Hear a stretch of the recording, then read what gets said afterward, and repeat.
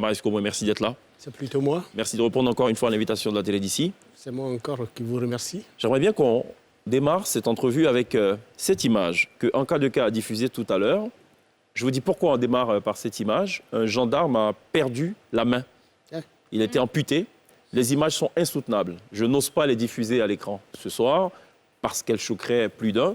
Donc on va juste se contenter de commenter. Il a perdu la main en voulant se débarrasser d'un pétard qui avait été jeté dans un véhicule qui transportait des gendarmes. Le commandant supérieur de la gendarmerie est allé le visiter à l'hôtel, enfin du moins à l'hôpital. Il a fondu en larmes, ce gendarme, qui a non seulement perdu une main, mais l'autre main est aussi affectée. C'est des images totalement insoutenables. On va regarder ces images-là encore. Je ne sais pas de quand est-ce qu'elles datent, ces images, mais en tout cas, c'est à Abidjan. C'est dans une commune de Côte d'Ivoire. On va les regarder.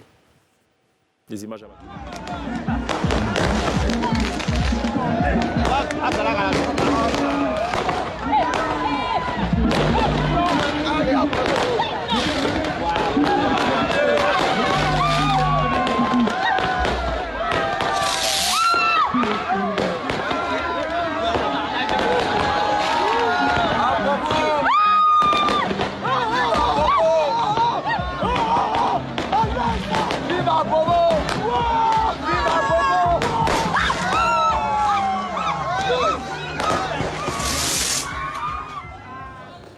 Alors, dans cette émission, on ne va pas se jouer les saints.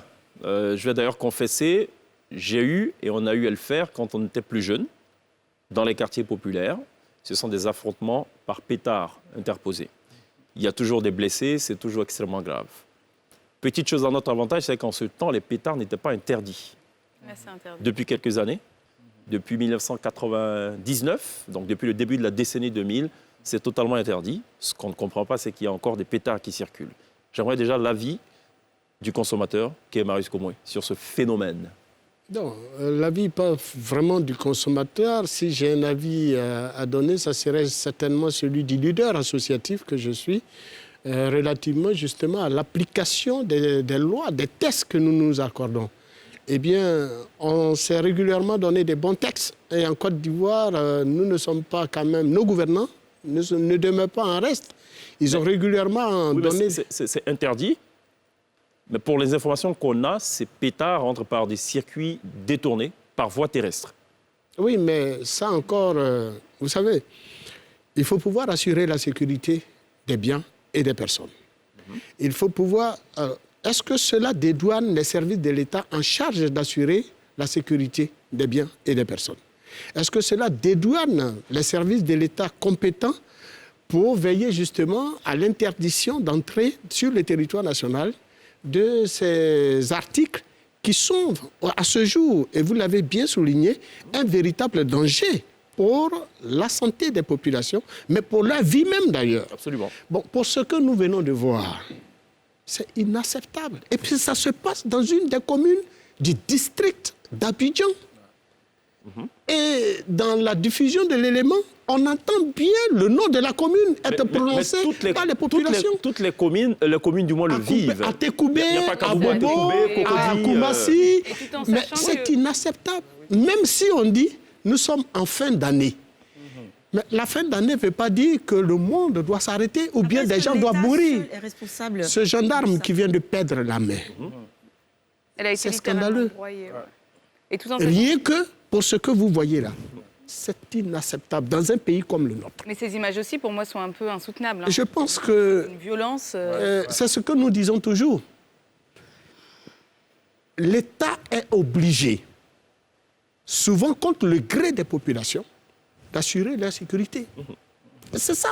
Sinon, il est préférable qu'on retourne à l'état embryonnaire où il n'y a plus de loi. Quelqu'un sur votre plateau, à une autre émission, disait qu'il fallait mettre un terme au permissif. Mais la réalité, elle est là, sous nos yeux. Tout est permis dans ce pays. On laisse faire. Et puis après, on adosse les conséquences. L'État aurait pu prendre des dispositions, sachant bel et bien que chaque année, vous l'avez dit, depuis des années. Regardez, aujourd'hui, vous avez dépassé la trentaine. Et le phénomène continue. Et avec de plus en plus des pétards plus dangereux pour la survie des populations. Ce que je viens de voir là, nous étions en pleine guerre. Il faut le rappeler, il y a une histoire derrière. Hein. Avant 1999, il n'y avait pas d'interdiction. Avec le premier coup d'État militaire, les autorités ont décidé donc d'y mettre un terme. Quand vous dites, par exemple, déflagrations interdiction, et tout, rappelaient donc des souvenirs on un peu interdit l'usage des pétards dans un pays, c'est pas appliqué.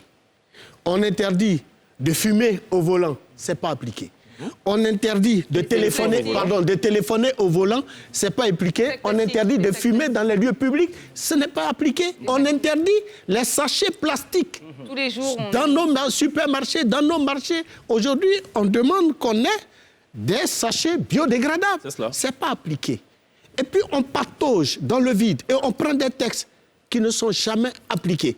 En ce moment, alors, l'État n'a pas le droit, l'État n'a pas de droit d'existence. Si l'État n'a pas le pouvoir de contraindre les populations à l'application des mesures que l'État se donne, il n'y a plus. Donc, laissons donc les populations se donner leurs lois et de vivre comme bon leur semble. Donc, on a bien compris, il faut absolument que l'État joue son rôle. Il faut nécessairement et obligatoirement que l'État mette un terme à ces phénomènes. On va essayer